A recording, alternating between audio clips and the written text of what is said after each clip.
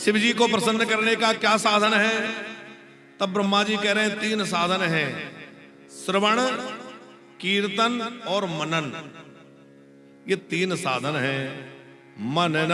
मनसा मननम तस्य महासाधनमुच्यते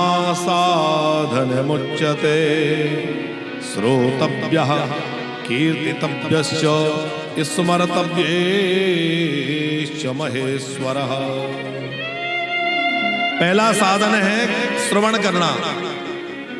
कथा सुनने से बड़ी जल्दी भगवान शंकर की कृपा मिल जाती है, क्योंकि कथा सुन सुन करके भगवान शंकर में हमारा मन लगेगा, भगवान की भक्ति बढ़ेगी, और भक्ति बढ़ेगी तो भगवान मिल जाएंगे। दूसरा साधन है कीर्तन। तो ब्रह्मा जी कह रहे हैं कि 3 साधन हैं भगवत प्राप्ति के। कौन कौन से? श्रोतव्या कीर्तितव्यश्च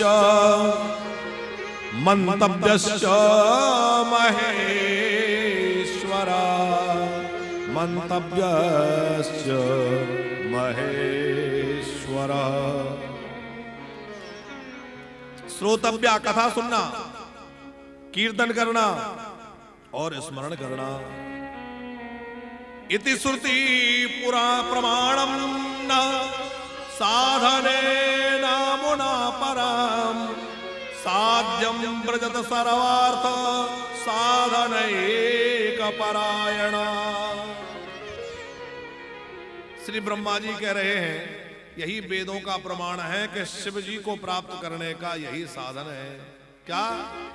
कथा श्रवण, कीर्तन और मनन। ऋषियों ने पूछा कि जो ये कार्य ना कर सके वो क्या करे, और ऐसा क्या साधन है जिससे शिव तत्व को जाना जा सके, शिव जी को प्राप्त किया जा सके। तब सूत जी कहते हैं कि भगवान शंकर के शिवलिंग का पूजन करने से उस शिव तत्व को जाना जा सकता है।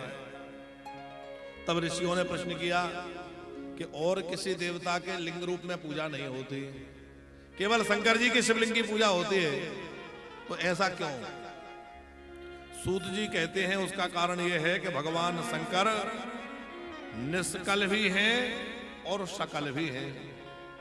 ये निष्कल क्या होता है और सकल क्या होता है? बोले निष्कल माने है निराकार, सकल माने है साकार। निष्कल माने निर्गुण और सकल माने सगुण। भगवान शंकर निराकार और निर्गुण है, इसलिए एक ज्योति रूप में, जिसमें ना हाथ है, ना पैर है, ना मुंह है, ना हाथ, कुछ नहीं है, वो क्या है? निराकार रूप है शंकर जी का पिंडी शिवलिंग। लिंग माने होता है चिन्ह। तो ये भगवान शंकर का जो शिवलिंग का पूजन होता है वह एक प्रतीकात्मक है, वो कोई इंद्रिय विशेष नहीं है। क्या है? वह भगवान शंकर का निर्गुण स्वरूप है। भगवान शंकर निर्गुण भी हैं और सगुण भी हैं, इसलिए मूर्ति रूप में भी पूजा होती है और लिंग रूप में भी पूजा होती है। शिवलिंग जो है वो भगवान शंकर के निर्गुण स्वरूप को दर्शाता है, निराकार रूप को।